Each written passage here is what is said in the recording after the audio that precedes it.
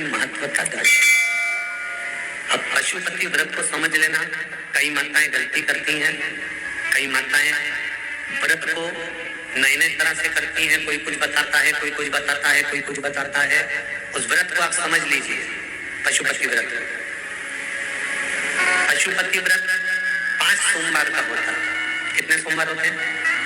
अच्छे से समझ लेना। 5 सोमवार का व्रत है।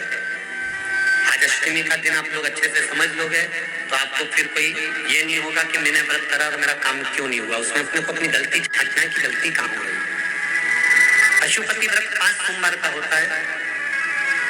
बीच में किसी सोमवार पर यदि एकादशी पड़ जाए या कोई तीज पड़ गई या कोई त्योहार पड़ गया, कोई नवरात्रि का व्रत कर रहे हो या कोई त्योहार का व्रत कर रहे हो या कोई तिथि का व्रत कर रहे हो और उस दिन सोमवार पड़ गया, अब आपने विचार करा कि मेरा पशुपति का भी व्रत है और साथ में तीज का भी व्रत है, तो कौन सा व्रत करूं मैं? तो उस समय पर आपको पशुपति व्रत छोड़ देना चाहिए। फिर आप तीज का व्रत कर लो या चतुर्थी का करती हो तो चतुर्थी का करो, छठ का करती हो तो छठ का करो, नवरात्रि के व्रत करती हो तो नवरात्रि के। 5 व्रत पशुपति होते हैं। व्रत करने के लिए जब आप निश्चित करें कि मुझे इस सोमवार से पशुपतिनाथ के व्रत करना है, जीजियों भाइयों ध्यान रखना, उस दिन सुबह स्नान करने के बाद में बड़े प्रेम से पूजन की थाली लगा लो। उसमें चंदन, अबीर, गुलाल, जो भी आप रखना चाहें, रौली, चावल, मूली, जनेऊ, पंचामृत, चाहो तो अलग अलग ले जाओ, चाहो तो एक साथ मिला कर ले जाओ।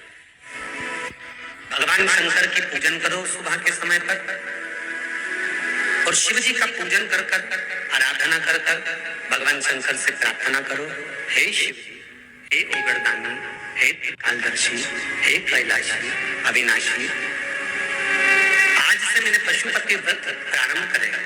बाबा मेरा ये व्रत इस कार्य के लिए मैं कर रही हूँ, आप स्वीकार करना। बाबा को निवेदन करना। पूजन का सामान थाली में उतना लेकर जाना कि सुबह भी काम आ जाए और शाम को भी काम आ जाए।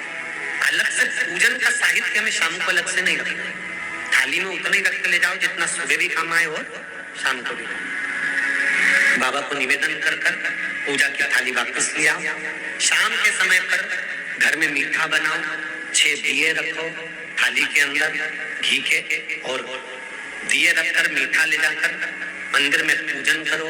शाम को स्नान कराने की जरूरत नहीं, पंचामृत स्नान की जरूरत नहीं है। शाम को तो केवल जल का छींटा दे दो, पंचामृत का छींटा दे दो।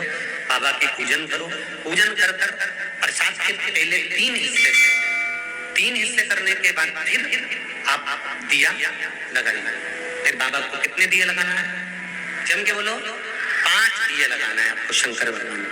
5 दिए लगाइए, एक एक दिया जलाते जाएं और शंकर भगवान से पहले सोमवार को दिया जलाते समय अपने हृदय की बात कहते जाएं। 5 दिए पूरे हो जाएं। छठा दिया जलाना नहीं है, उसको थाली में वापस रख देना। दिए को थाली से नीचे उतारना जरूर। कौन से दिए को? जम के बोलो जरा। छठे दिए को मंदिर में उतारना जरूर और फिर वापस थाली में रख लेना है।